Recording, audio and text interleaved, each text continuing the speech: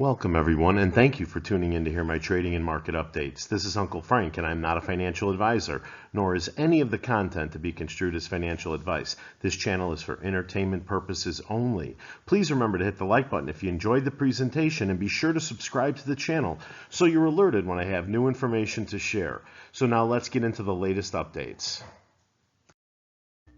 Hey, welcome back everyone. I just wanted to make sure you're seeing all the news you should, so I put together this quick update for you from the Messenger. Morgan Stanley covers its losses ahead of proposed new capital requirements. The transaction was designed to protect the bank against losses on loans to Blackstone Group and other big firms, Reuters reported from the article. Morgan Stanley bought $300 million in derivatives designed to protect it from losses on loans to Blackstone Group and other firms and to reduce its regulatory capital requirements, Reuters reported Monday. The complex transaction was structured as a sale of so-called credit-linked notes, Reuters reported, citing interviews with anonymous individuals familiar with the deal. The deal essentially offloads the risk of default to other investors and could reduce the amount of capital Morgan Stanley has to hold against these loans, according to the outlet.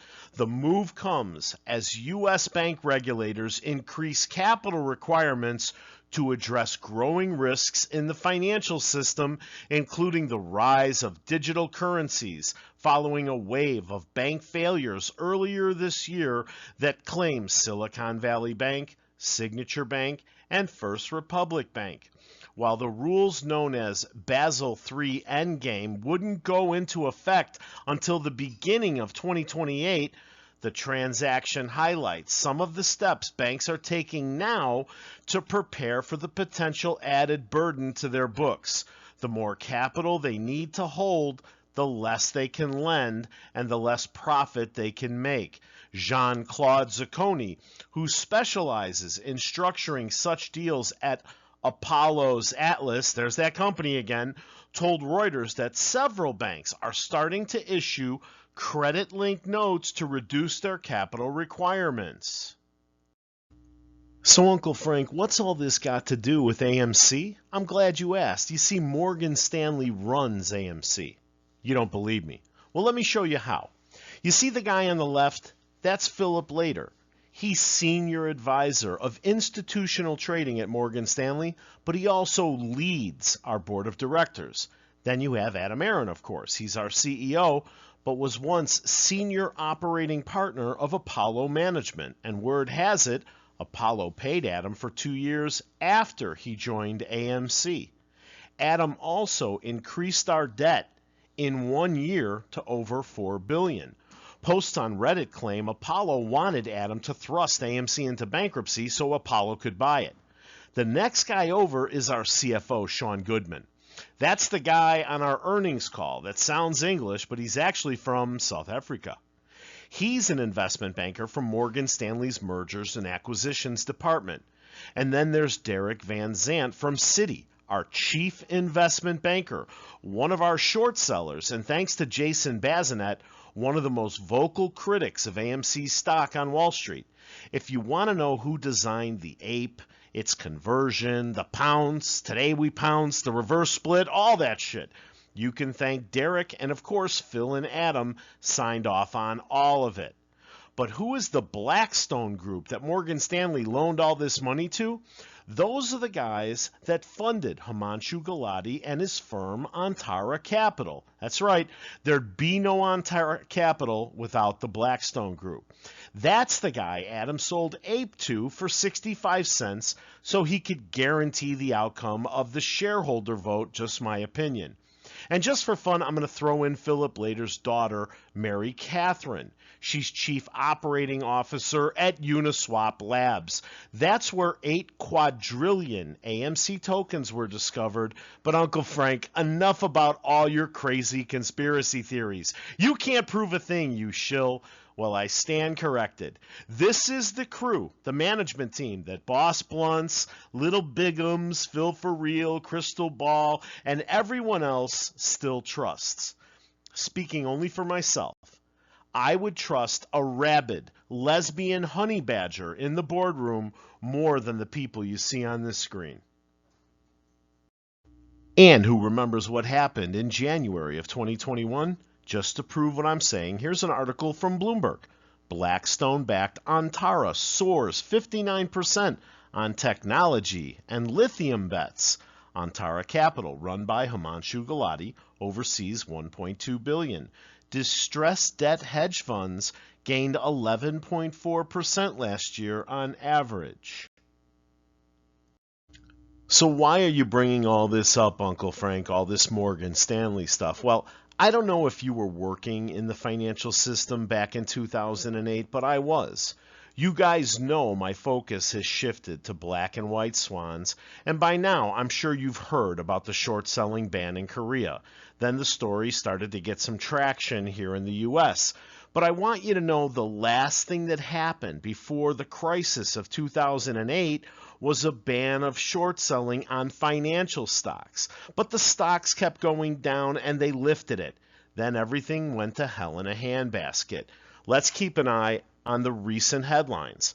Why did South Korea ban short selling? SEC staff throw cold water on calls for ban on short selling of bank stocks. SEC halts short selling of financial stocks to protect investors and markets. That was the actual release from the SEC in 2008, and the explanations from the Brookings Institute. Trying to prevent stock prices from falling, the U.S. banned short selling of financial stocks in September of 2008. However, the prices of these stocks continued to fall, and the ban was lifted before it was due to end. What am I trying to tell you? The last thing you're going to see before a big crash or crisis is going to be a ban on shorting U.S. financials. And now for some good news, and I didn't want any of my Ripple XRP fans to miss this one. Ripple excites XRP Army as Medico acquisition brings banks closer. News that Medico, the Swiss digital assets custody firm acquired by Ripple earlier this year, is working with HSBC, one of the world's largest banks, quickly became a reason to be cheerful for many supporters of the U.S. fintech's Ledger protocol, known collectively as the XRP Army. Named after the cryptocurrency designed to move liquidity around the XRP ledger used by Ripple, these avid fans interpret HSBC's choice of custody tech partner as yet another sign that financial institutions will inevitably adopt XRPL and, crucially, the XRP token. And more good XRP news from the Cryptopolitan. Introducing pre-funded Exum Tangem cards, a gateway to the XRP ledger. The cryptocurrency world is welcoming a game-changing innovation with the introduction of pre-funded Exum Tangem cards designed to simplify the experience on the XRP ledger, XRPL, for newcomers. These cards are set to eliminate the usual complexities associated with blockchain technologies, such as account activations and reserves, offering a more accessible entry point into the world of digital finance. The development is particularly aimed at easing the onboarding process for new users by removing initial barriers like the need to purchase XRP for account activation. The pre-funded Exum Tangem cards provide a seamless start for anyone looking to explore the XRPL. With these cards, stepping into the realm of self-custody and cryptocurrency transactions becomes effortless and straightforward. Don't worry, when Uncle Frank gets his, you know he'll make a video to show it off. Well, we knew it was coming, and here it is, again from the Cryptopolitan. UAE officially stops using dollar for oil trades. The global financial landscape is witnessing a seismic shift as the United Arab Emirates boldly moves away from the US dollar in its oil trade dealings. This strategic pivot aligns with broader ambitions of the BRICS economic alliance, of which the UAE is a recent addition. The changeover, involving the transition to local currencies for oil transactions, marks a significant departure from the long-established dollar dominance in the global oil market. And I would like to congratulate the Biden administration on this important milestone. What a shame. Well, guys, let's close this one off with a headline from Variety. Taylor Swift's The Eras Tour surpasses $250 million at global box office. From the article, checkmate. She couldn't lose. Taylor Swift's The Eras Tour has crossed a notable box office milestone. The concert film has grossed more than $250 million globally, including $178.2 million domestically and $71.8 million internationally. Well, guys, we not only benefit from this as an exhibitor, but also as a distributor. And we have Beyonce in the bullpen for this Friday. The big question is, if we get a rally, who will kill it and how?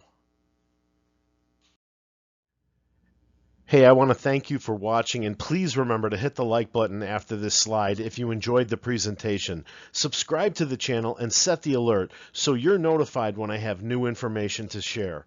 See you at the bell.